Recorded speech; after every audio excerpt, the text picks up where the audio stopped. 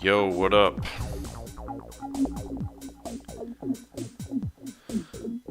Just waiting for the video feed to actually kick in. Here we go. Hello, friends. Neotoy story here. It's been like months. I dropped off the radar yet again. What else is new? Trying something a little different this time just for fun. The Endless Acid Banger. This is a really cool website. I'll paste it into the chat stream so that you guys can check it out if you want to ever use it yourself. My brain. I haven't had enough coffee yet, and there's a lot of other issues causing me to basically be an idiot right now, so please bear with me. Also, I've pretty much forgotten everything about how to stream since it's been months. Yeah, but anyway, yeah, this is a cool random music generator thing. I don't know if the volume is too high. I don't want it to like drown out my voice completely, so please let me know if the volume levels are bad. I think the levels are looking pretty good with everything else. Yeah, it's pretty high though, but I think my voice will be able to compete. Yeah, anyway, this is really cool, like algorithms, like you can tweak things yourself if you want, but otherwise the algorithms just sort of generate this endless acid music. Yeah, it's cool. Anyway, oh hey Ramsey, long time no see. Let me see if I can, actually there's no point in popping out the chat because I'm streaming in 4K, first time ever. Thanks to my new bandwidth, I actually have the bandwidth to be able to do this now, so that's pretty cool. First 4K Second Life stream. I think I might have mentioned in the last streaming video that I did. Great, thanks, Ronzi, thanks for the update. Yeah, I think I mentioned that my workstation melted down again, of course, because that's just classic workstation. And so I kind of rebuilt it, and I had an old, really good video card just sitting around from my main machine, and I finally put it in my backup machine, so now I can stream Second Life again. But that's all old news, so haha. Anyway, yeah, just gonna try to do the original concept here, and I really don't like the fact that I can't see the chat stream. I gotta pop this out if I can even remember how to do this. God, it's been way too long. Okay, pop out chat and then minimize this, and then I'm gonna tweak the screen just a little bit so that I can put the chat on as a sidebar on the side. Alright, here we go. Yeah, make this a little bit smaller, no reason for it to be. That's probably good. Yeah, sorry for the necessary delays here, but I think it'll be worth it in the long term. It's part of the fun of streaming is interacting. Oh, God, fucking computers. I hate the way Windows has evolved, like totally. Like with the start menu, I don't even know if it's called a start menu anymore. It's more like a start billboard that just pops up every time you log in and spams you with advertisements and news. I don't like all these widgets and stuff now that like give you all this information you didn't ask for.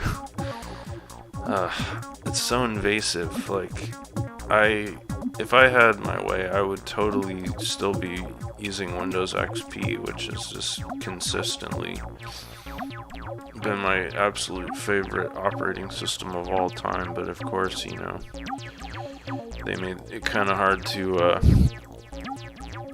do that, since technology is always advancing and compatibility is always being broken. I mean, clearly you can't just expect things to last forever, because that would be unrealistic. But at the same time, I feel like there were certain platforms that were way better than Windows 10, you know, Windows 11, Windows Vista, like all these.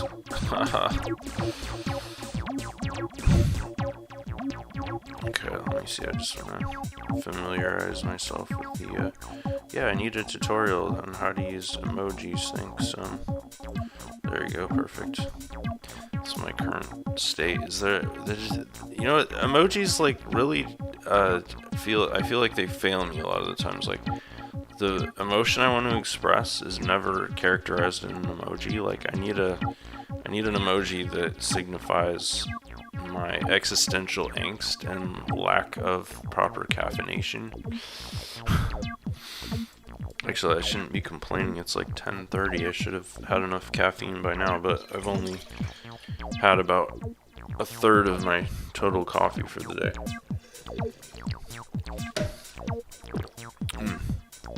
Oh yeah, so in terms of stream feedback, another thing I'd really appreciate is, not now, but just like at some point, if somebody could let me know if the video feed is decent, because even though my bandwidth is fairly good now, I'm not entirely sure if it's adequate for 4K, but we'll see.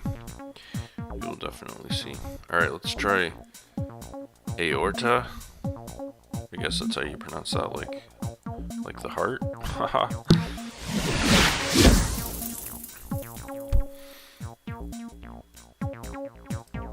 Okay, what do we have here? It looks like a store sim, a shop sim. I mean, got the big green arrow directing me right to the front door. What else could it be? Actually, I could almost tell that just by looking at the map icon, which, let me get the mini map up here. I temporarily forgot all of the commands. This is just Second Life shortcuts. That's horrible. It's just like a gray box. You can't see anything. I can see a lot more on the world map. Like in the world map thumbnail. Like, yeah, see, this is really characteristic, like this cross configuration. A lot of times you see that it's a dead giveaway that there's some kind of a mall there, like a shop sim, which I should have realized that. But the wow, I completely forgot all the controls. Oh my god. Okay, all right, I know the WASD, that's totally normal. That I can remember, but all the camera controls I'm gonna have to relearn. Although I've noticed over the years that Second Life, totally like riding a bicycle. You just muscle memory and all that, you know, I pretty much immediately get right back into it. Yeah, number 70. Automatic doors, that's nice.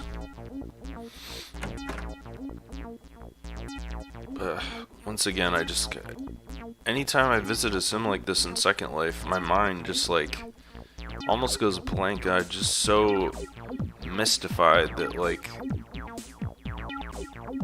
there's any economical legitimacy to this kind of thing. Like, what am I even looking at? These are like wallpaper patterns or clothing patterns. Like, I don't know. Like, just this idea that people randomly just come into these giant malls, or somehow they're funneled in there somehow. And yeah, I guess, okay, these are dress patterns. So like maybe those are like fat packs. You like buy the dress and then you get all the patterns, so you can like change the patterns, or maybe they just have one dress and then the patterns are what you're buying. Anyway, yeah, it's just like the learning curve is so astronomically steep.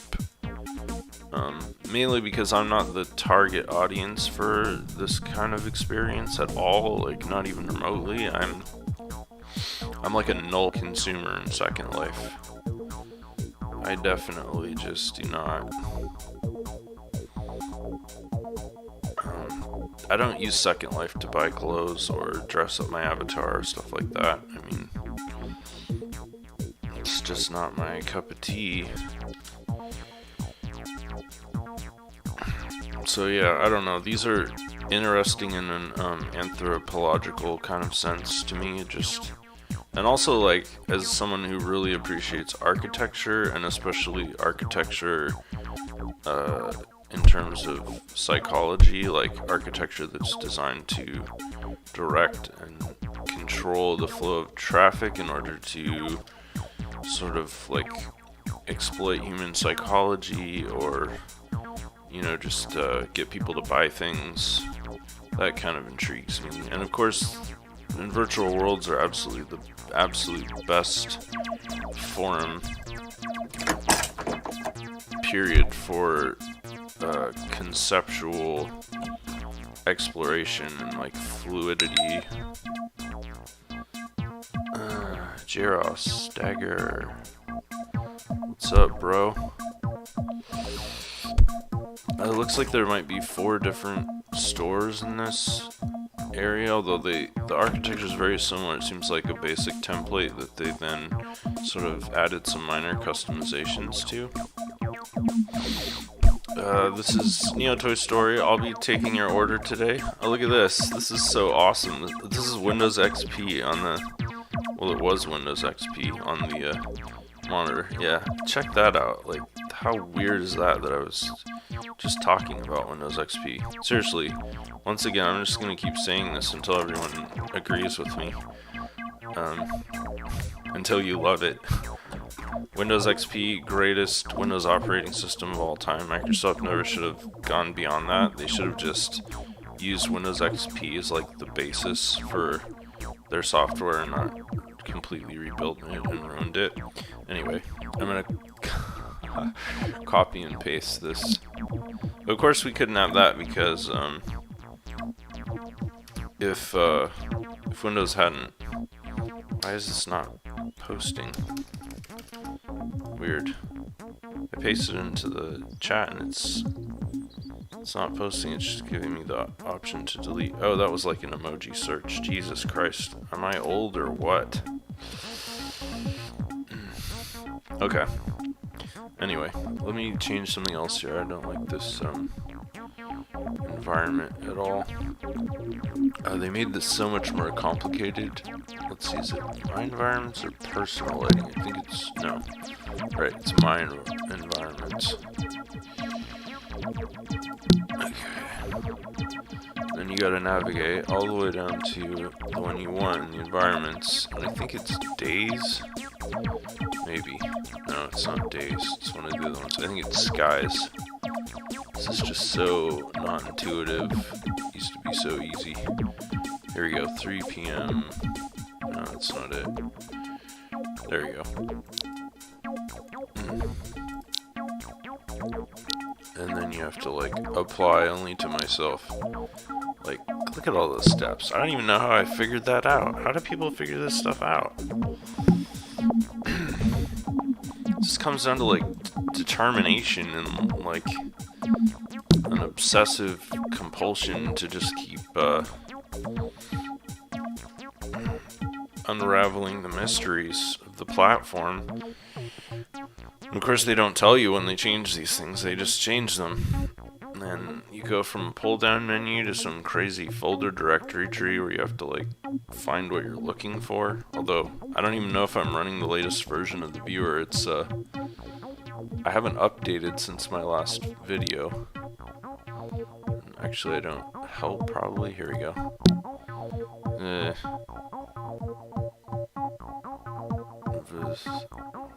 Version 6.5.3. I mean, there could be a new version. I don't know. I know there was this new feature that I was really excited about trying. Right, it was like rigging for objects. Like that was the next big mesh update that I was really thrilled about. I don't know. Like I saw they had an experimental build for it that was released a while back, but I was way too caught up in life stuff, which is kind of why I haven't really been doing almost anything online at all. Just like I have to let one of my cats into the room. I'll be right back.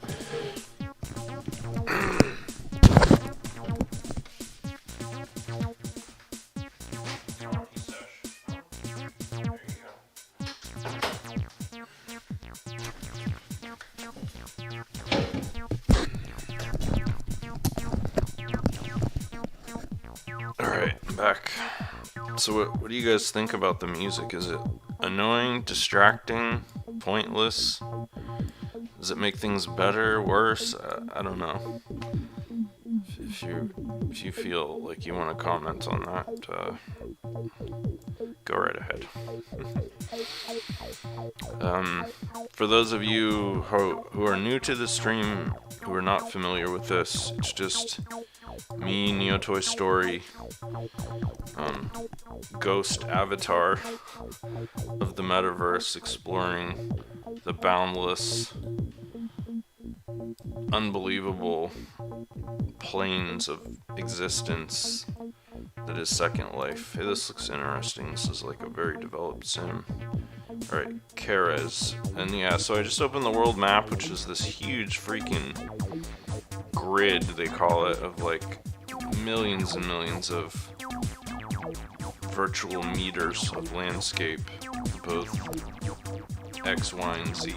You never know what you're gonna find, ever.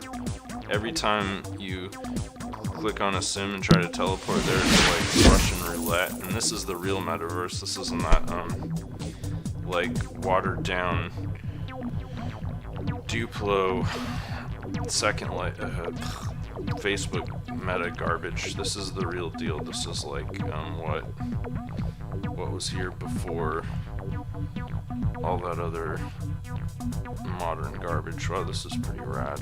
We got a lot of high tech. Yeah, so like this isn't family friendly. Basically, like you don't know what you're gonna find when you click on these sims. It could be anything. This looks like some kind of roleplay, sci-fi kind of sim. Second Life military community. So just like, you know, like it's like they're trying to recreate a first-person shooter video game. Like trying to think of a modern one that won't make it sound like I just crawled out of a vault from being stuck underground for the last 20 years. Not like Fortnite or anything like that, but more like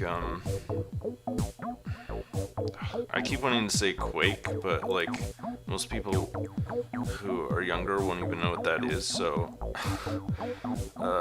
and if I said Doom, then basically we're going back into like the Cretaceous period or something, you know. We're not even welcome to Neo Boomer Radio.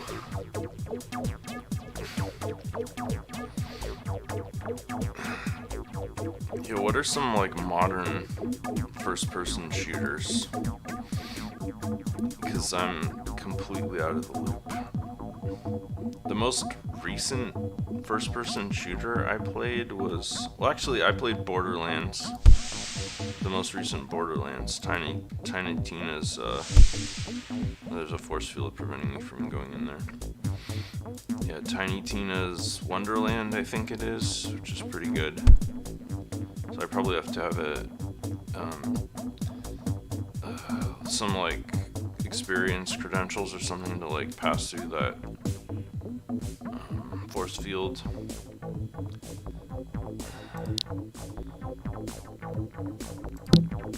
was trying to chat here.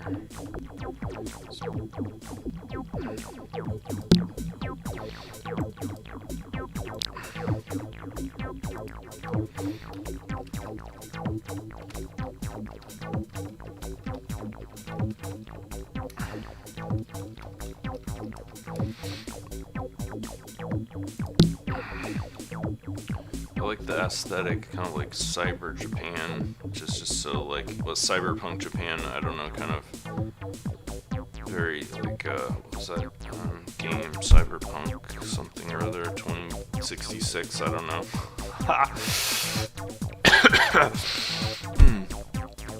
At least no one is gonna accuse me of being cool and hip and all that. I mean, I dodged that bullet.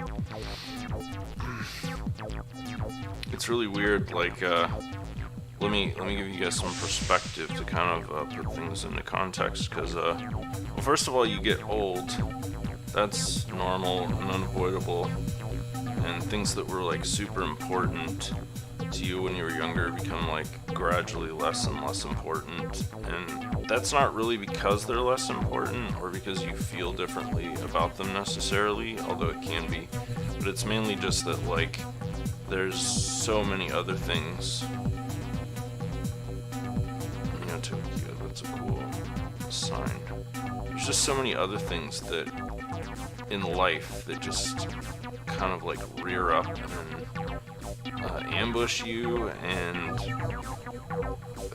they take energy ultimately, and so you only really have so much time and energy to devote to, you know, whatever.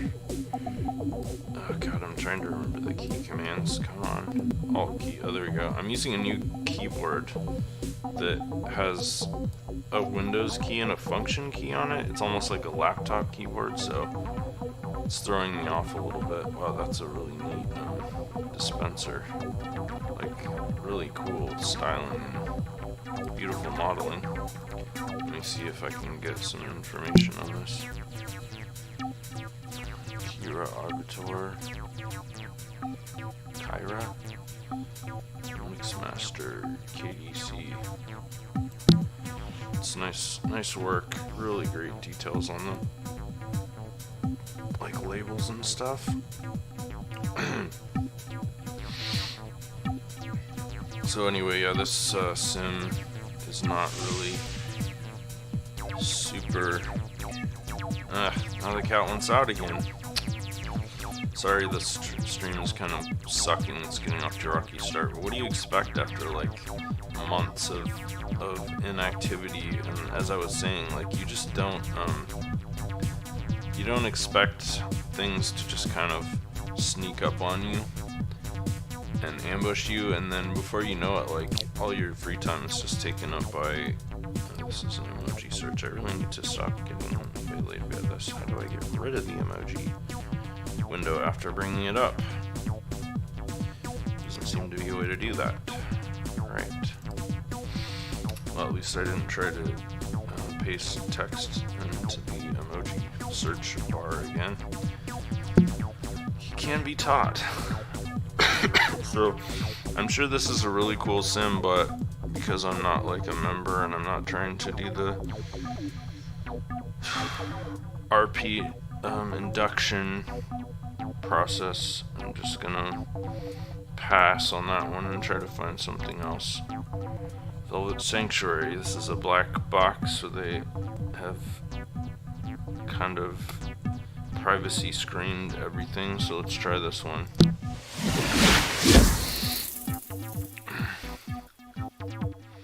Okay, so clearly there was some sort of landing point that I was supposed to click on to get there. This is not like an authorized entry point, and it looks like they blocked off the bounds, so I'm just freewheeling, exploring in space here. Thank God for the ability to fly. This is an interesting structure, kind of like Byzantine, Gothic, Turkish, Greek, I don't know. Who knows what's going on in there. Can't really get inside easily. I think there's probably a landing spot way up there, so if I try to teleport, I will probably just be dropped back up in space. Let's see if there's a teleport point down here on the bottom. Next generation transfer network. Okay, try this. Might put me where I'm supposed to go. 10 teleporters. Okay. Alright, holodeck, station main, that looks good. It's been a long time since I used one of these.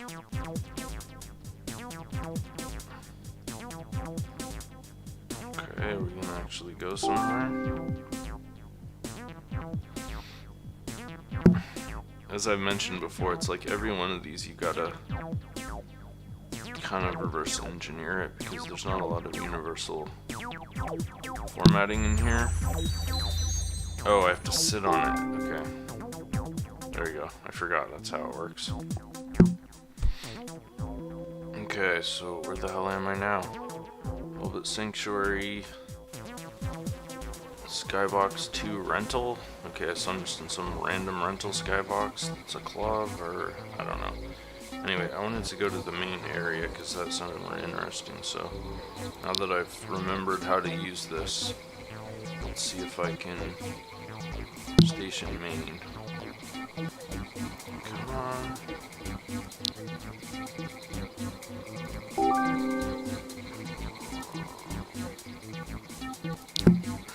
I'm struggling here. Come on, station main. Alright, now. Thank God. Jesus Christ. I thought I was gonna be stuck in there forever. Club Sanctuary. Okay, looks like a space station, maybe. Reconditioning here, that sounds avoidable. Sedalek.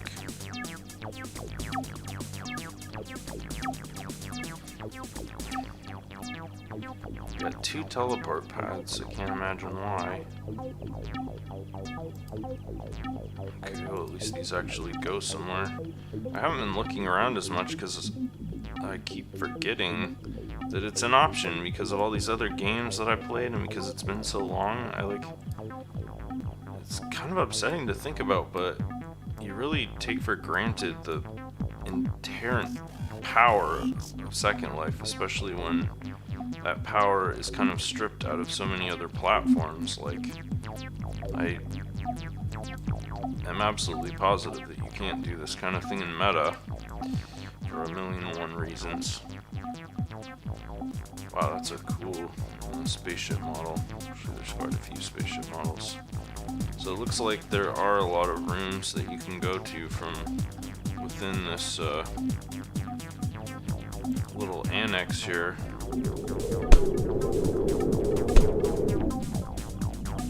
Although it's not very exciting, to be honest. It's pretty bare bones in terms of prop work.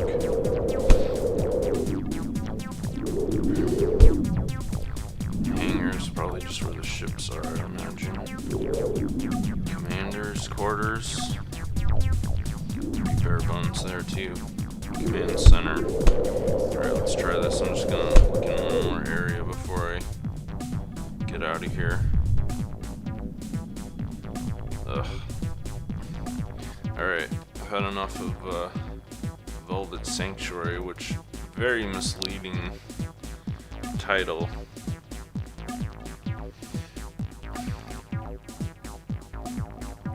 Please tell me I didn't do what I think I did. How do you get rid of this? Seriously, where's the text?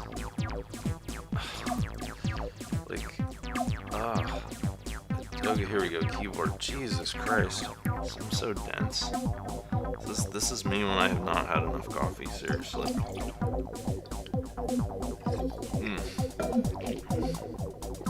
Alright, bringing up the map again. We're just striking out one after another. It's all because of these misleading titles. I mean, Velvet Sanctuary sounds cool. It sounds like a place you might want to visit, but when you get there, it's just first you're dumped into outer space, and then there's a cryptic teleporter that takes you to a bunch of random islands. Yeah, would not recommend. God, where are the experiences? I've been to that place once. Moustique? Kind of like the misspelling, that has me intrigued. You know what I'm doing is I'm not doing my due diligence here. Usually I look at the thumbnail on the map and kind of like think about it and deliberate a little before I click. Also this morning. Ah, great. Outer space yet again. Like, do people not realize that sometimes people are gonna want to like visit their Sims? And just having a landing point in outer space is kind of lame. Like,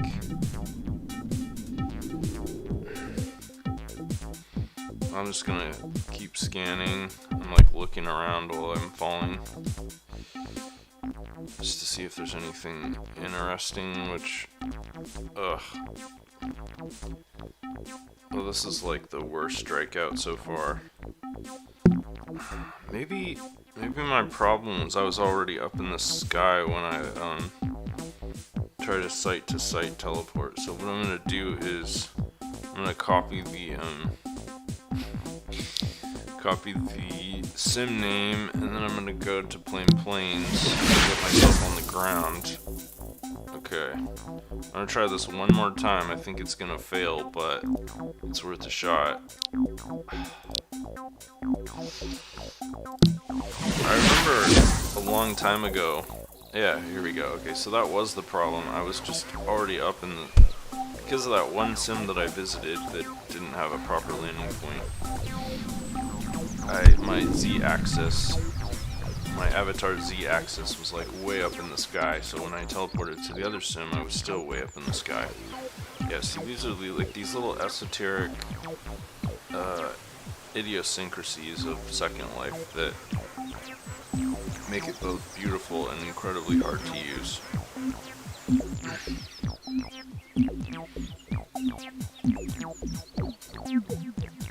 Yeah, good point there, Ramsey. Definitely, if you're watching the stream, honestly, a lot of times you will learn more from the other people who are watching the stream and putting things into the chat than you will from me, because even though I've been using Second Life for a really long time, I am by no means an expert, and there are just so many. It's not the fault of the person using the platform and their capacity to learn.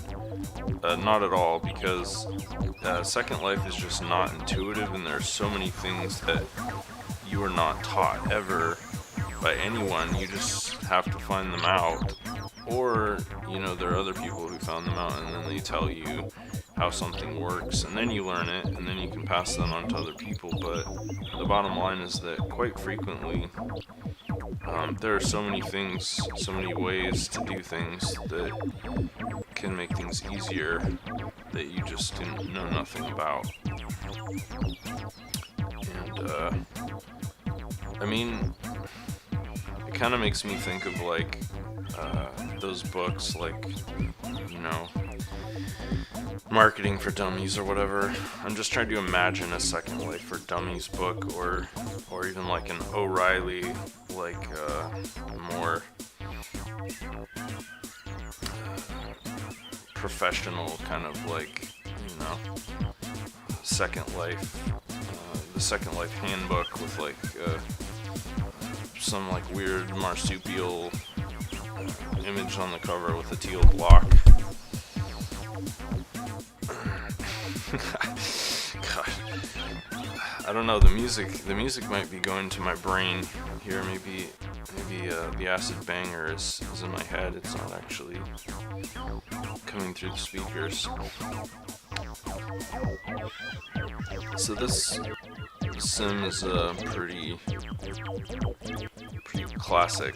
This is very familiar in terms of like maybe a pre-mesh era, like 10 years ago. Not bad for that era in terms of fabrication of everything. Pretty reasonable facsimiles made out of prims and some sculpts and a lot of sprites. In terms of, yeah, absolutely, Romsey. That's part of the joy of Second Life. You just nailed it. It's like the difficulty and like the esotericness. Like for me, that can really be an off-putting. Like honestly, when something isn't intuitive and it gets really frustrating, and like you're just trying to figure something out and you can't figure it out. But there's another part of the human brain where it's like a puzzle, and part of like untangling the mystery and figuring out the interface and all that stuff is a big part of the fun and the joy of using Second Life. I mean, actually, I think I've mentioned this before in a few of my other streams, just how I did enjoy trying to figure things out as I was exploring. And of course, I mean, these are exploration videos, so a lot of the fun comes from just the unknown, the mystery. Yeah, this isn't bad. It just it's a little too oversimplistic for my taste. Like, I feel like the texture work is probably the biggest part of the sim. Like in terms of the landscaping, the architecture, the placement, you know, the proportions are all pretty good. But the assets are low quality, and the texturing jobs work is really subpar. Other than that, conceptually, it's a nice environment. I have to say, I have a special place in my heart for sims like this in Second Life, just because they're so iconic and so classic. It's kind of like, it makes me think of like GeoCities or Tripod or Lycos, or like the early days of the web, you know? And I mean, Second Life has always been Web 3.0. Hey, that looks like one of my Navy chairs, but it's not. It's somebody else's Navy chair, I think. Unless it's mine that's been retextured. That's a whole object. Applefall, huh? Well, of course, Applefall would know all about Navy chairs.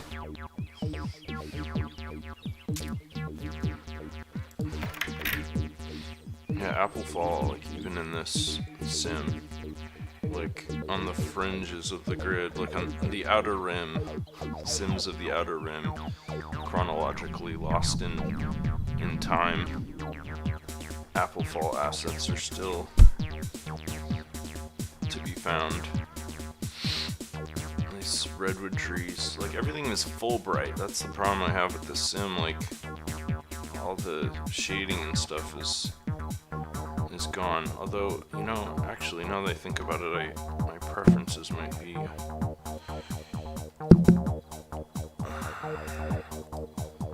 I got advanced lighting models, so there's no explanation for why the lighting is so flat. This is a nice little forest. I feel like I've seen this forest before, though.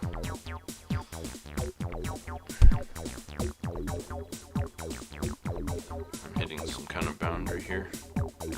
Well, I feel like I've almost seen everything the sim has to offer. I mean, there's a couple little like beach bungalows and then this waterfall mountain thing, but yeah. So I don't know, at least this wasn't a total strikeout like those last 4 or 5 sims. Dear God. Now that I'm on the ground, maybe I won't have that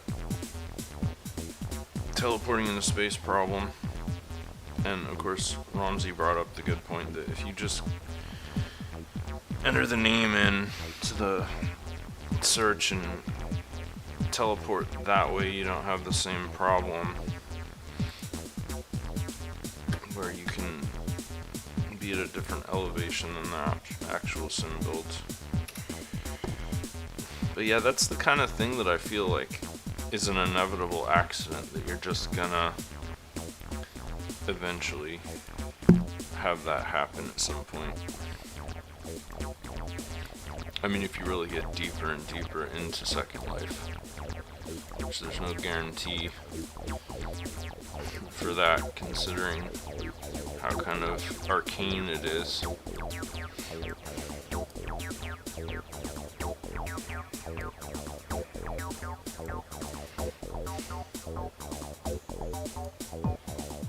Alright, turn this bad sim hopping luck around and find something that's really gonna get my juices flowing. Mystical creatures, huh?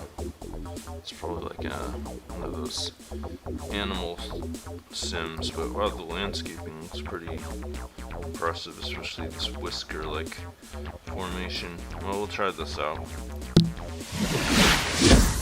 Anything with mystical in the title is intriguing to me. So far, so good.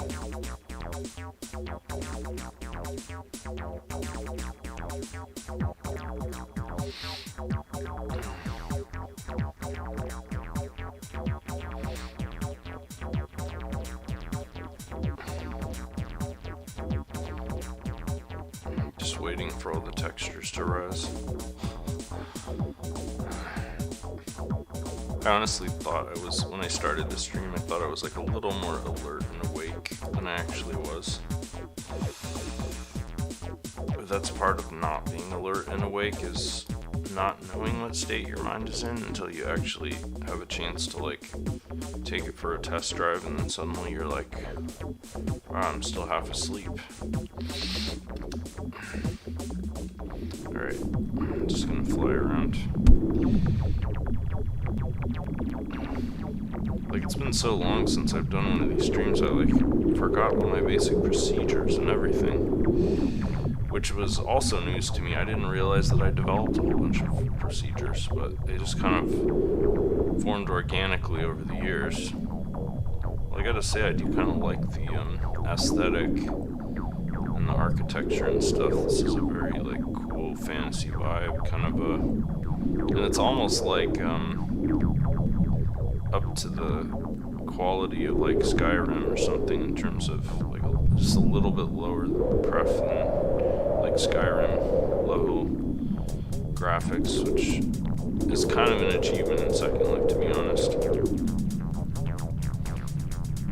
Those are cool thrones, wow. Celtic, semi-organic, lore of the Forest Throne, la la la, I'm on it. They got some like Hearthstone graphics there in the back or something. Yeah, the only thing so far that I'm not liking about this, I'm stuck on something, about this sim is, it's a little one note. It's got enough artifacts and monoliths to just keep it interesting, but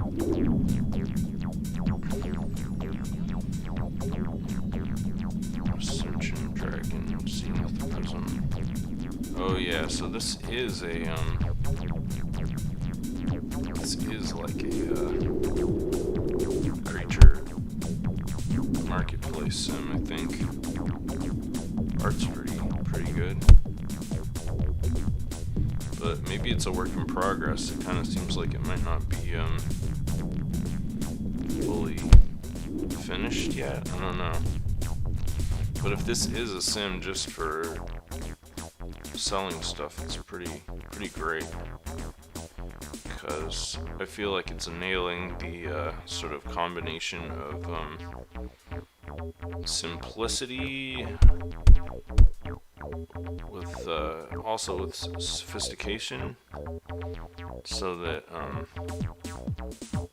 like I'm not bored, but I also feel like I'm not so interested that I'm gonna spend all my time exploring. Instead, I'm just gonna kind of follow the paths as they're defined, and those are gonna lead me to the this is really cool, whatever this is, like a snail grotto thing. Mystical seashell grotto decor. Oh, cool. Created by Mystical Dragon, so that's the creator. Yeah, one of my procedures that I usually follow is finding their land and clicking on it, and then getting the lowdown on what the experience is actually supposed to be. So they have a website, they have a Facebook group, Twitter. What's the description though? It doesn't really give a description, but I mean we can just assume that it's, oh yeah, beta too, so it is a work in progress, so they're still working on it. And it looks like some kind of a creature shop where you can buy like a pet or a breedable, or you know, a mount or whatever, I don't know. The artist clearly has some talents.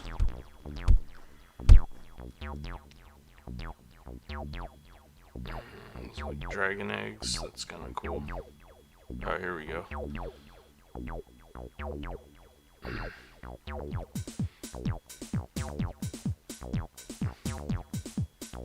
So yeah, if I clicked on the website, I would probably get a lot more information. Although I think that's counterintuitive.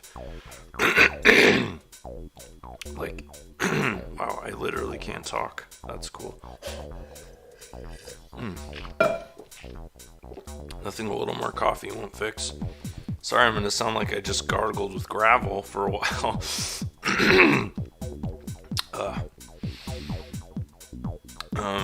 Yeah, it's counterintuitive to me when you are directed away from the experience. Like, you go to an experience in a virtual world that takes quite a lot of overhead to even experience in the first place, and then the first thing you see is like a link to Facebook or a website that takes you out of the experience and tries to, you know, explain things in a way that's outside of the actual experience, which doesn't make sense to me, because like, especially when you put all the work into building this great sort of like pathway, like this is very natural. I'm like just walking up the stairs following the path. I look like they have a whole scheme going on here with crafting and all sorts of,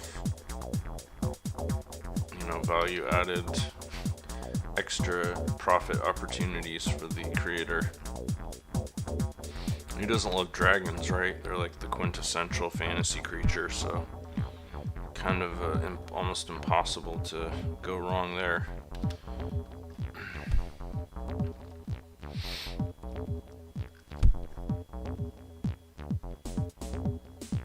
There's a dragon cave for real. Well, it looks like a fake cave. The dragon diversity is pretty okay. Like, I mean, it's got a very like NFT sort of quality to it, where Jesus, I can't focus on this dragon. Where it's kind of, you feel like there's a base model, you know, and then there's just a lot of random little variations that are procedurally applied. Although clearly with a little more like nuance and curation than as if they were just completely randomly generated. Okay, anyway, I think I've had a pretty good general overview of the island. So yeah, this is a nice piece of work here, I gotta say. Like, the only complaint I have once again is like with that other sim, it's just a little too one note, which clearly is working for this particular design. I feel like that's almost a strength and not a weakness, but just in terms of an explorer, someone who likes to see a lot of variety and interesting imagery and stuff, it's not quite as cool as, you know, I would hope for, but not necessarily something that needs to be improved upon. Alright, yeah, so that was a pretty good experience there. How is the video quality, by the way? Is it choppy? Or is it like a pretty good frame rate?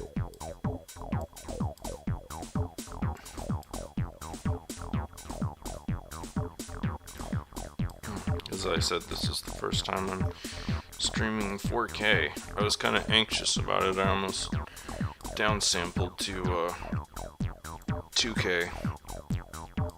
But I thought, well, I might as well give it a try and see if it works, because obviously bigger is better. It's certainly easier when you're trying to manage a bunch of windows on your display.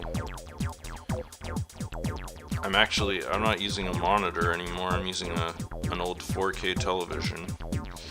It was like a hand-me-down television, which I used to have two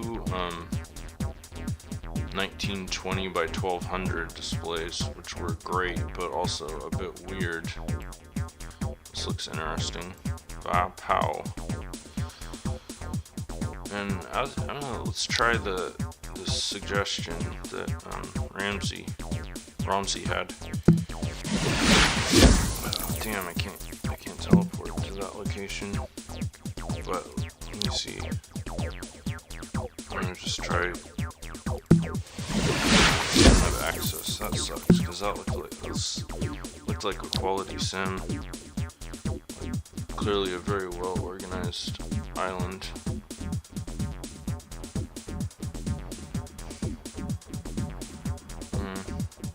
Virgil looks interesting too. This looks like a lot of sort of industrial kind of structures.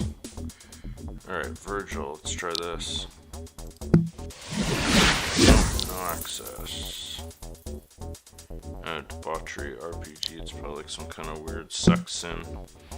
I gotta say, at least Linden Labs did do a pretty good job of kind of assisting creators with setting up sort of rudimentary gatekeeping, so that at least, like, it's a lot less likely that you're just randomly gonna stumble onto some really obscene kind of experience. I mean, great, thanks New Blank. Yeah.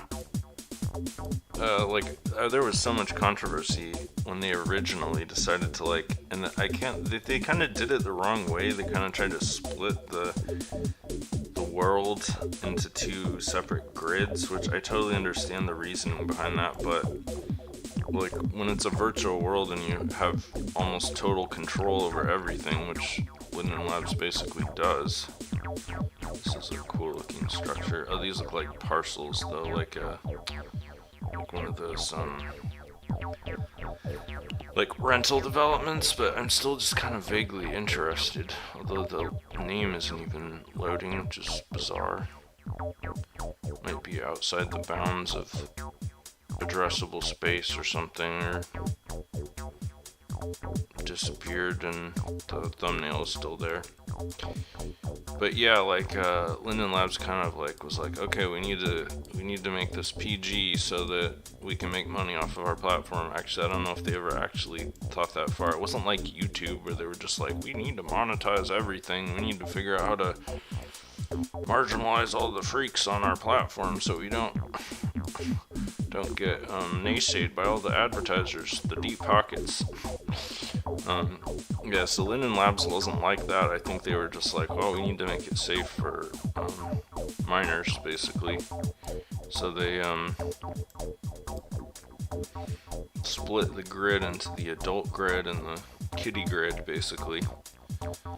And yeah, I don't know all the technicalities of how that worked, but at least it was a crude but effective solution.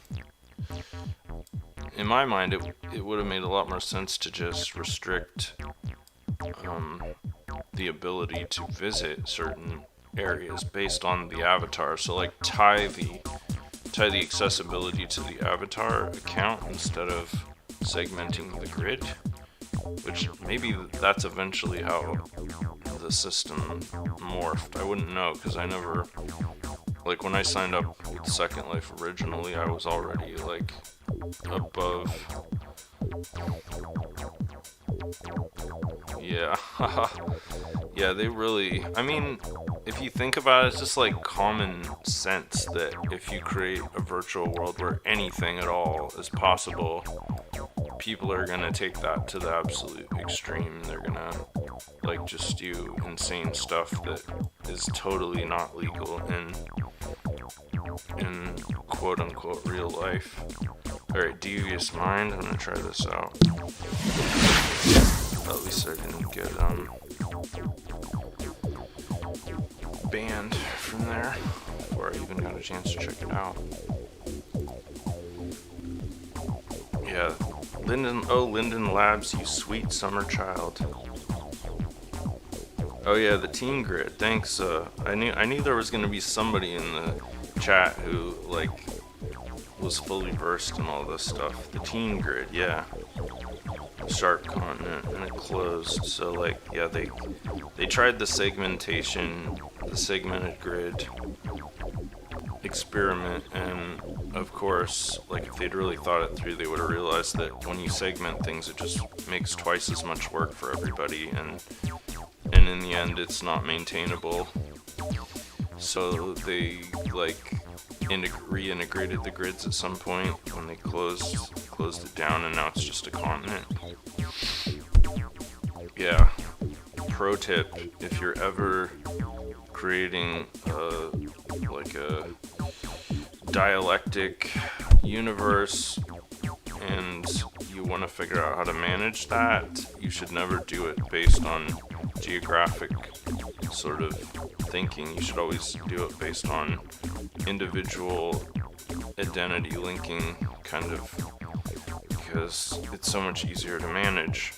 And then like when the avatar like automatically becomes 18 and isn't a minor anymore, then it can just have access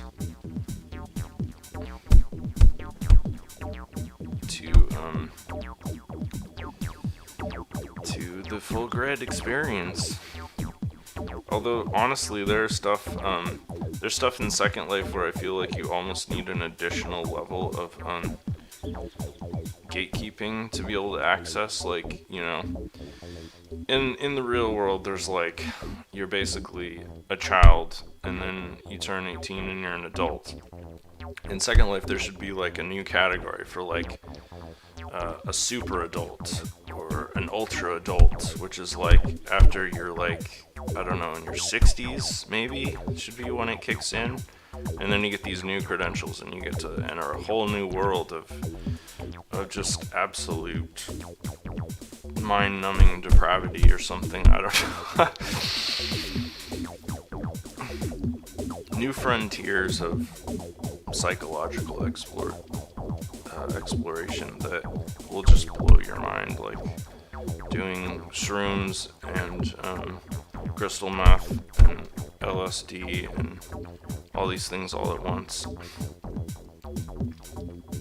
Yeah, that's a really good point, Azadora, that the laws, yeah, that's one of the biggest problems with being a multinational corporation is, or like not really multinational in the sense that it's a centralized experience that you can only log into the servers like in a one physical location, although I don't know if that's true for Linden Labs, but like the servers that power it exist in one specific country, and then the users can come from all over the world, and that creates a really interesting policy dynamic where, because like in a lot of places the age of consent or the age when you become an adult is different than in the United States. So like, yeah, that it's just another example.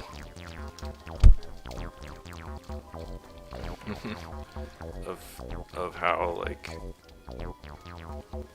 user accounts are the way to like manage that sort of access, because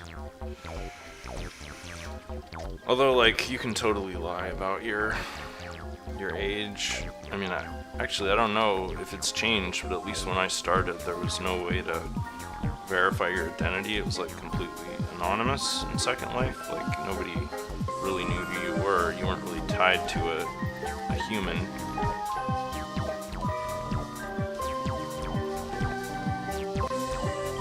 That's a cool artifact.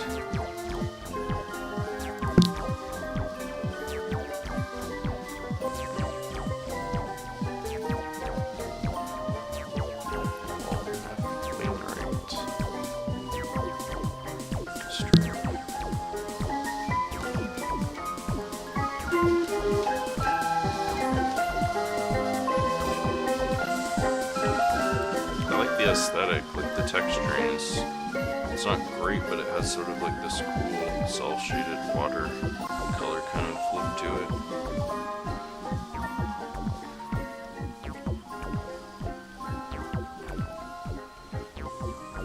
it. Yeah, back then they didn't have age verification, so it was just a free-for-all, which I'm sure, you know, I have like a pretty ultra-liberal point of view when it comes to like exposure. I tend to think that like in the real world, like yeah, the adults, the parents, they can sort of protect the children from a lot of things, but like throughout the majority of human history and in society, it's not really that cut and dried. Like kids are pretty much on their own intellectually the majority of the time, so even if the parents are being like super overprotective, they can only really shield their kids from so much.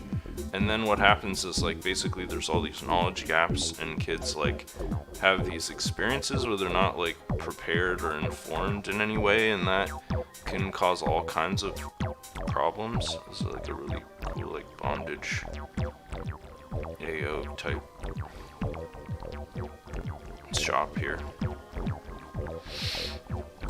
So yeah, like I think when it was a free-for-all in Second Life and like all these kids were just streaming into like adult sims and stuff, and a lot of them were probably really shocked and everything, but at the same time it's probably still safer, a lot safer than real life. I mean, I've always felt that way about video and anything online is technically safer than real life because, you know, people aren't meeting in person. I mean, they can set up meetings and stuff, but in reality it's just going to be a lot safer because there's not a lot of physical stuff happening. I mean, there's still bad stuff that happens, but so in my opinion, like when things were free for all, yeah, that's a really good point. When you tell your kids not to do things, that just makes them like twice as motivated to like get to the bottom of it and find out what you're hiding from them, because curiosity is like a fundamental human characteristic. So yeah, good point there. I mean, ultimately you want like a balance, right? Because there are certain things that are bad that you do want to protect your kids from, that are like real risks, and that you can easily shield your kids from a lot of harm without actually like being overprotective. Although my opinion is like the best defense is to be informed. Like if you really want to protect your kids, informing them of the risks and having like discussions with them so they actually know what to look out for and what's dangerous and so forth is way better than just trying to like keep them in the dark for as long as possible until they're, you know, they reach this mystical age of adulthood, which is so subjective anyway, because intellect obviously is how someone should be measured as an adult, not some arbitrary number of years they've been on the planet. And so yeah, That's my approach. So I don't really think it's more of a legal thing, uh, because of politics and people getting all, and religion too, of course, plays a big role in shaping policy and what people think their kids should be exposed to, etc. I mean, that was my experience growing up. My parents were kind of quasi super religious, so I was shielded and protected from a whole bunch of things. I had to like learn so much just on my own through trial and error, and like I was lucky. I didn't make too many mistakes, which I'm really thankful for now.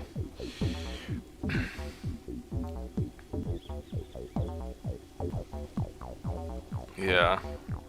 Yeah, so like a balance I think is a good approach. Like protect your kids from the low-hanging fruit, but don't like keep them in ignorance, because then you're just setting yourself up for heartache down the road when, you know, something bad happens because they weren't informed enough to avoid the situation. And that's something that really irks me, that I feel like a lot of religious people and conservative people don't understand that nuanced kind of like fulcrum that it's important to manage. It's kind of just like black and white thinking. So at least for me, I guess when I first started Second Life, I was still ignorant and naive and innocent in a lot of ways. I wouldn't say Second Life really like opened my eyes to anything that I hadn't already seen or experienced, but it certainly made it possible for me to explore and experiment with things that would not be safe in real life, and that were like consciousness expanding in a safe environment that's, you know, limited the capacity for psychological and physical harm. So I think overall, like, it was never really a good idea to try to like stop people from experiencing the whole spectrum of what Second Life has to offer. But people gotta do what they gotta do. That's just how it works. And I think I missed this whole shop right here. So yeah, this is just like a shop sim basically. With some gotchas, which are now X gotcha, because they're like outlawed now in Second Life. That's pretty hilarious.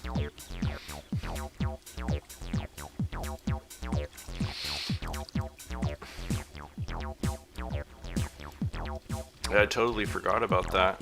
I mean, I was like overjoyed when London Labs said that they were going to finally bring down the axe on gotcha. And you know, I had a really weird reason for not liking gotcha. I mean, there was a lot of legitimate reasons.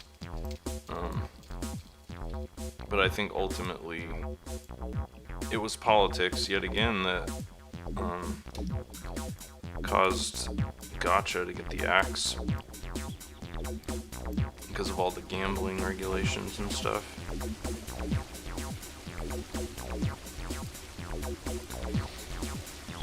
Well, I gotta say, this is a pretty cool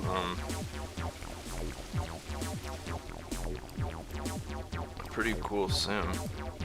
Like, it's not just a shop sim, it's got a lot of neat structures.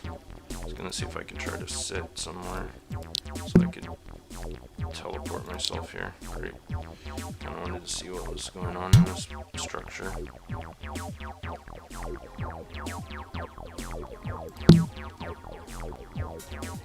Yeah. Yeah, gambling platforms, such a slippery slope. But I mean, it's weird, there are so many things in life that are like that, like alcohol, tobacco, things that are like addictive, and scientifically, psychologically, everyone knows they're addictive, and that they're dangerous in a lot of ways, but that's kind of discounted because of the profits. And it takes decades, sometimes centuries, it seems, for regulations to kick in to where people are protected from their own worst natures, which is a very, I mean, this is all kind of tangentially related to the other discussion about like what you should expose your kids to, because it's very similar in the sense that it's super nuanced. Like, how much freedom should people have? And like, it's always extremes. It's never nuanced in politics. It's always like, well, we gotta protect people from themselves, or people should have total freedom to do whatever they want and make their own mistakes. And like, both of those are legitimate points of view, but it's like at the same time, over time, you start to see like a picture, like a really clear picture of what the consequences are for each of those attitudes and policies that are based on those attitudes. And it's seldom pretty, which is why like a really dynamic, nuanced, and responsive kind of approach to those points of view is what society ultimately needs, but society has never had and probably never will have, just because technically it's so hard to implement. Alright, so Devious Mind, I'm definitely going to post this one into the chat because I think it's a cool sim, even though it is mostly a, well, this is my favorite kind of a shop sim, where basically you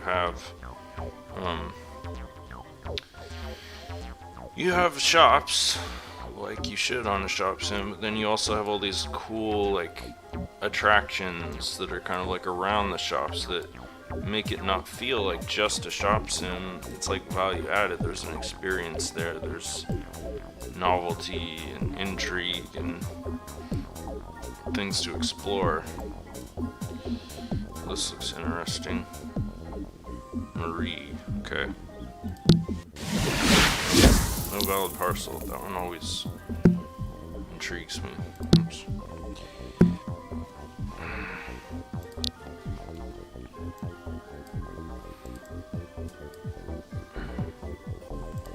Dreamy, huh? I find sometimes like the more whimsical a sim's name is, like the more wishy-washy and unrealized the experience is. That one looks pretty unrefined. It's like they just subdivided the sim. You just never know though, like seriously, you never know. So I'm gonna try to out.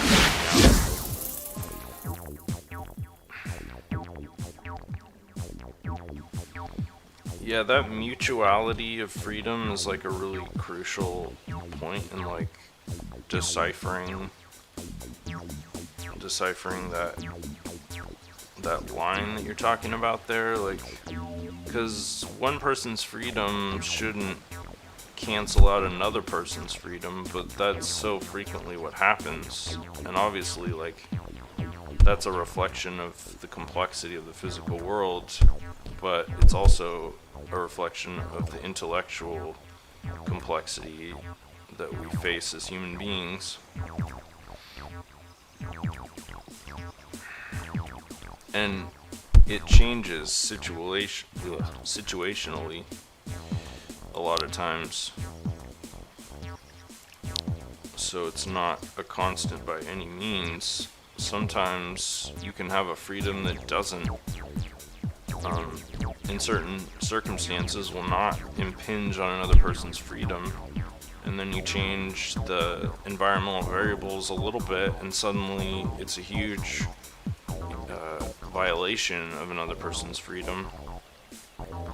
And obviously, in the perfect world, everyone could be completely 100% free without any consequences. And the only way that you can really have a world like that is if everyone is in their own complete copy of the world, where they're the only actual real person in that universe, and everyone else is just a copy of the individual real people in all of their respective universes. I mean, that would be pretty cool if you could pull that off. I mean, theoretically, I don't see why you couldn't, but not with our level of technology. But virtual worlds basically, or I mean, I would say gaming is what sort of created that insight for me more than anything. Not virtual worlds per se, but any video game where you're the only real person. Like take Saints Row or Grand Theft Auto or whatever. Everybody else in the world is AI, and you're the lone intelligence, the real intelligence and you can just like run amok. You can burn the whole city to the ground. You can just kill every single person, and there are no consequences because it's a video game. And on a broader philosophical sense, they're not even quote-unquote real or sentient, so like none of it really matters. Just like burning down a virtual building it has no meaning because it's not like you're burning down a real building. The building can be instantaneously reconstructed at any time with a very low energy cost. I mean, the energy cost is really in creating the asset in the first place. Yeah. So I like this. This is like a resort kind of a sim, and actually really well done. I gotta say, this landscaping is very high quality. Well, I mean, it's close to top quality. It's like 90% quality. But in terms of the composition and stuff, it's really good. And over the years, I've come to really love these types of sims, mainly because they're just sort of like a relaxing break. Keeping a really low frame rate though, because there's so much going on.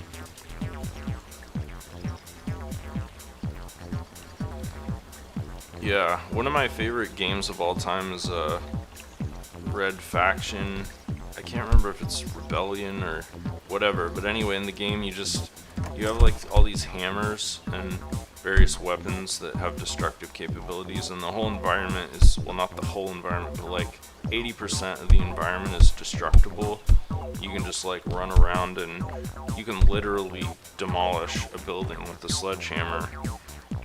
Take it from like it's a skyscraper, and by the time you're done with it, it's just a pile of rubble, which is incredibly cathartic and satisfying and fun as hell.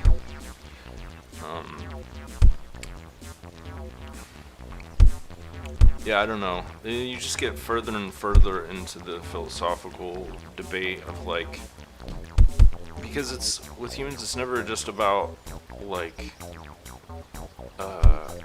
can we do it? You know, it's never that simple, because like the answer is usually yes, we can. Like when enough human beings get together, there really isn't anything that they can't do. It's just kind of ridiculous. It doesn't matter what it is. It's like there's just enough people working on a problem, and the brain power is so high. I mean, there's a lot of persistent problems, but the truth is, I think the reason they're persistent is because humans aren't working together on those problems. Like climate change, well, there's a lot of humans working together on climate change, but I'm saying like if the majority of the people who had this intelligence and specializations to work on any particular task were working on that task, it would be pretty much figured out in a reasonable amount of time. A good example of that is the coronavirus vaccine. Like normally a vaccine could take 2 to 4 years or sometimes 10 years, but because there were so many people all working together and science had advanced sufficiently, it was possible for that vaccine to be turned out in like a year.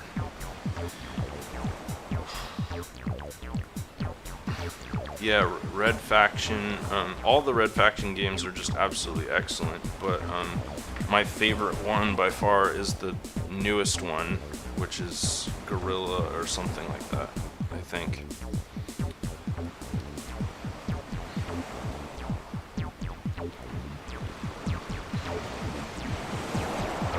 comfy as hell. It's like a mattress turned into a lounge chair.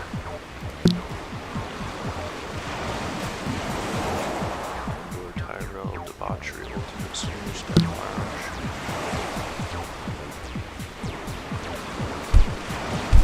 Yeah, but getting back to what I was saying, it's never about can we with humans.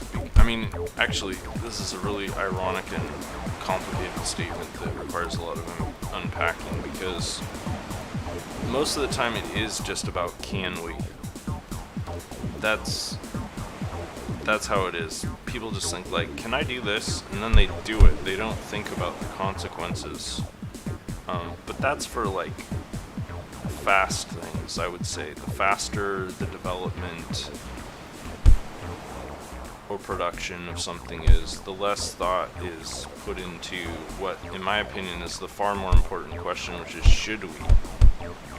Because, as I was saying before, can we is a foregone conclusion. Yes, the answer is always yes, we can. Perpetual motion, yes. Colonize the universe, yes. Anything that you can think of that seems like an insurmountable challenge for humanity is not. It can be done. Reproducing the entire universe for each individual person, where they're the only actual real person in that universe, yes, we could do that, probably, given enough time and focus and whatnot. Like, it's all possible. I really do believe that, as crazy as that sounds. So then the question becomes, because none of those things can happen overnight, they're gonna take some time, assuming that people actually wanted to all like focus on that, which is another question entirely. Like with the coronavirus, like obviously there was a huge incentive there, and that's the determining factor. If there's an incentive, then humans can do anything, because the brain power is there, the necessity is there. You know, necessity is the mother of invention, and therefore it gets done.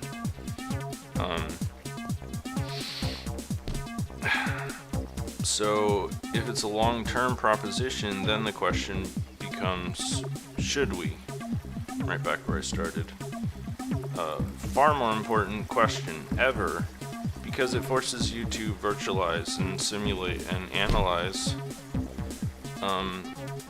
things in a way that is probably more utilitarian than actually the creative process of trying to solve the problem.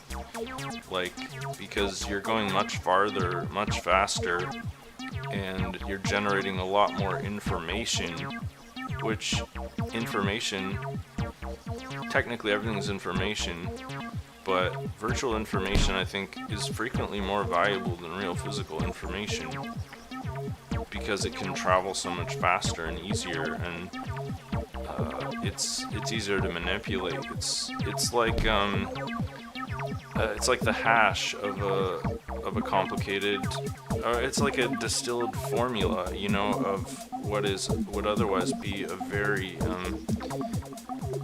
large and hard to digest artifact. So you have E equals MC squared versus, you know, the physical reality of what that formula defines, and you can plug that formula into all kinds of equations and simulate all sorts of outcomes without ever having to do any of the physical work or expend the energy. I mean,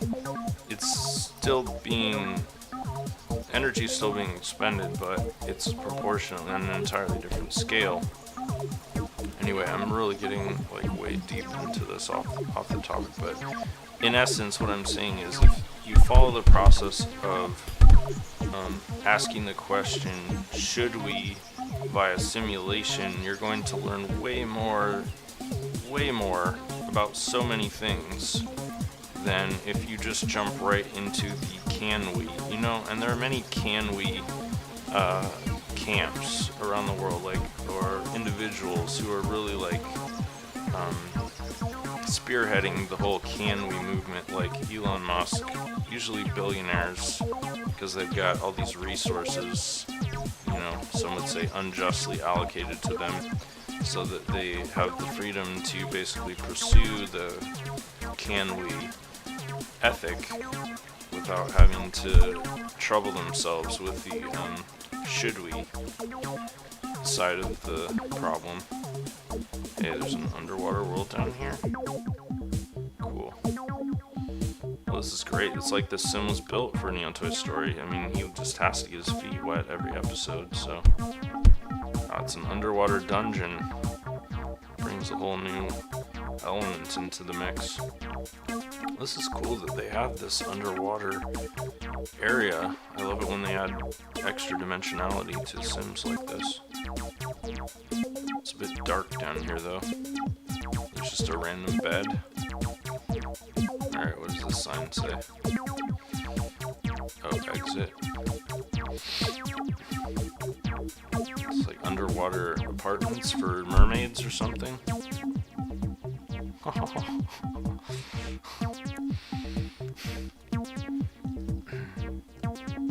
So yeah, should we? That to me is the important question. I think when you ask should we, it helps you to clarify and prioritize the things that are really important, you know, because in essence you're discarding a lot of junk data or a lot of ineffective pathways that you could be taking, you know, that you would discover naturally, organically as you were experimenting with the physical world. The only downside really to that kind of virtualization is that sometimes the answers you get are junk data because it is a virtual and formulas can only go so far. That's why so many people prefer the physical, you know, the physical can we approach. But you can't blame people for that. I mean, we're fundamentally physical organisms. It's actually bizarre that we engage in these exceedingly alien activities of virtual, you know, existence. That's the anomaly. That's bizarre. But I mean, to me, that's like the next stage of evolution in a way. I'm not quite to Luca's level, you know. If any of you know Luca in Second Life, she's like full bore into this idea that, I mean, I would call it even like one step beyond the singularity kind of is her level of thinking. But yeah, she's really an interesting person to follow, and especially on Twitter. Okay, this sim is great. I think I posted the SL URL, but I'm not sure, so I'm going to do it again.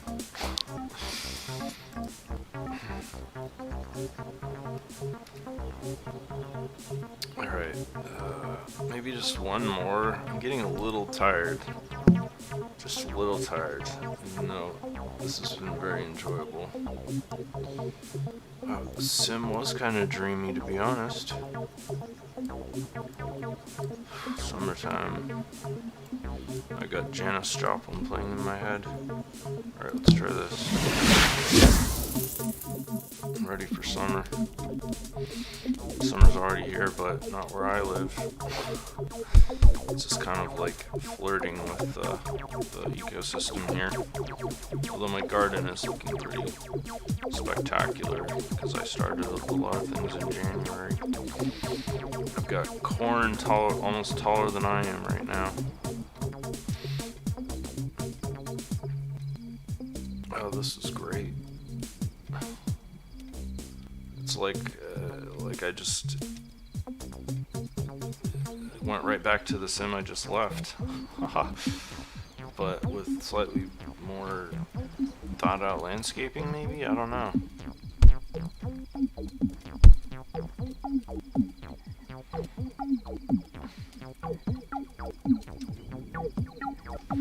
Yeah, as usual, all of my philosophical musing is pretty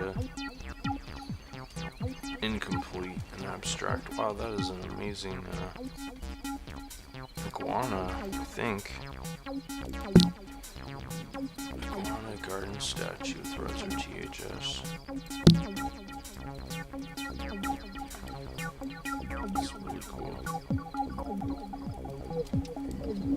It didn't take me long to get back into the flow. It's just like that initial speed bump of reintegrating into something that I haven't done for months. By the way, once again, no guarantees whatsoever that I'm going to be able to stream regularly, and sorry about that. Wow, heat advisory, huh? Jesus. Sorry about that. Yeah.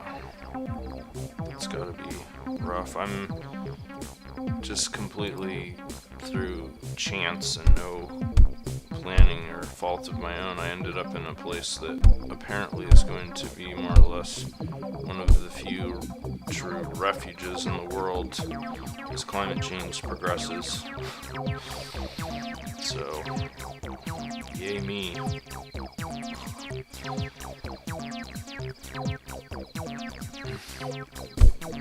I have to say though, I prefer heat. I prefer heat to cold. And yet I live in this incredibly cold northern climate. I don't know what I was thinking, but I don't know.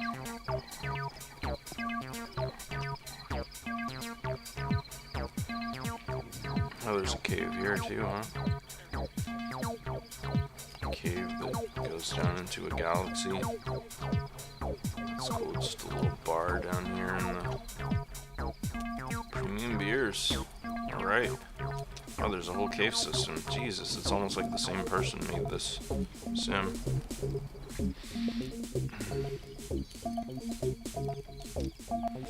Yeah, half-baked, that's totally my brand of intellectual philosophizing. And thinking really is the ultimate form of virtualization, because we haven't invented a computer yet that is as energy efficient as the human brain. Like 10 watts, basically, to produce this level of, you know, subjective virtualization.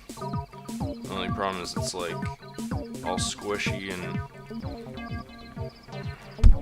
juicy and not really like documented in any way. I mean, you can record it and transcribe it and stuff like that, but ultimately it's pretty much like a format that can only be appreciated. It's like a cassette tape, you know? You can't play a cassette tape in a record player. That's more like an 8-track. You can't play in a Blu-ray player.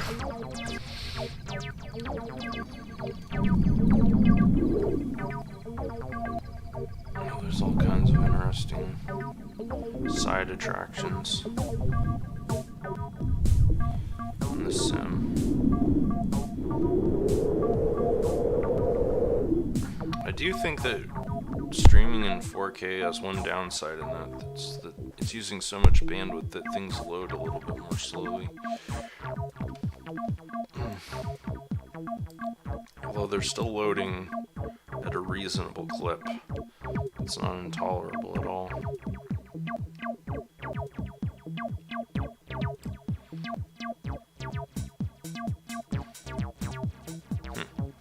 It's an interesting insight there.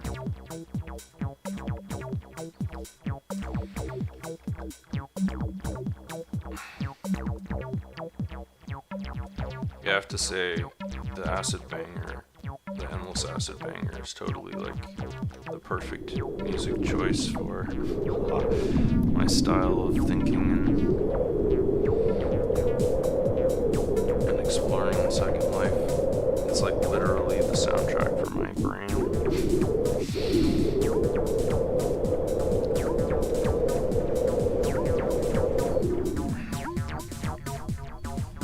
Yeah, all I was trying to say is that, like, pretty much only a brain can decode another brain,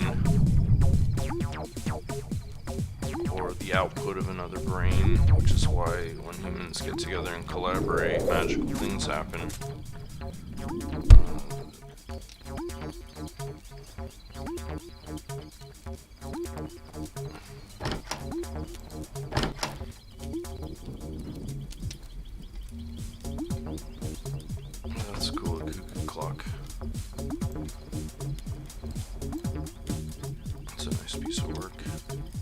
don't know, what do you guys think? Apple fall? Haha. Let's find out. Fancy Decor by Jake Bordoon. I wonder if a cuckoo actually pops out of there at some point. That would be kind of cool. Well, it goes into the... and it's got a door, so that kind of suggests that there might be a cuckoo in there. Maybe. At any rate, it's a nice piece of work. Visually. Alright, I'm just going to open all the cupboards. Or at least I'm going to click on all the cupboards. They're not actually going to open because they're not scripted. There we go, just take some stuff out of the fridge. Oh, it's empty. They must have just moved in. Oh, there's some bananas, my favorite fruit. Just grab a couple for the road. Oven's empty. I'll put a couple of pies in there to warm them up for later. It's reminding me I actually need to take care of my meat popsicle body pretty soon and actually eat some real food in real life, so that's a cool mirror. There are certainly a lot of times when I just want to live in a computer, when I don't want to stuff food into my face or climb into bed. There's something about the fluidity, the liquidity,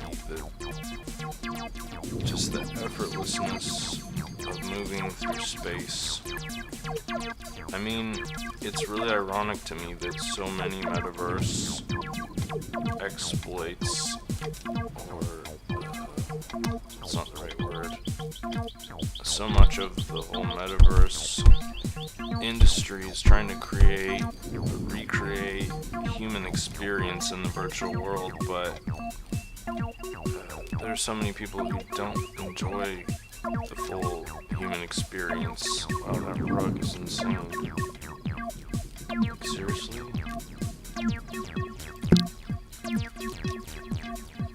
The sea carpet, is it like animated or something? It's interesting. It's a lot of mesh objects.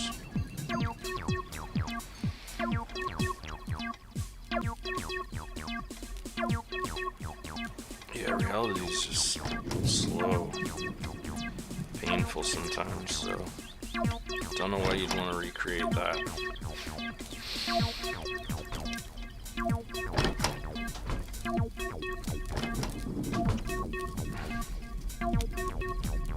This is a pretty nice house. Good job on the details. Pretty nice asset placement.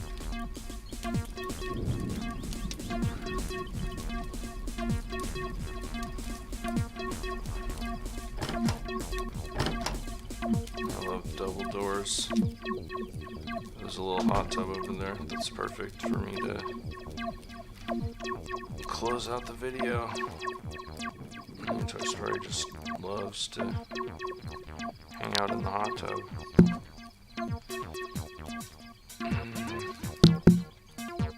It's just gonna soak.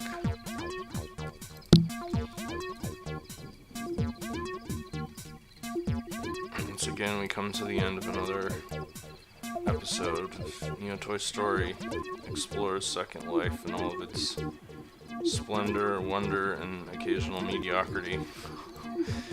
Thanks for watching, friends, and with any luck, we'll see each other again.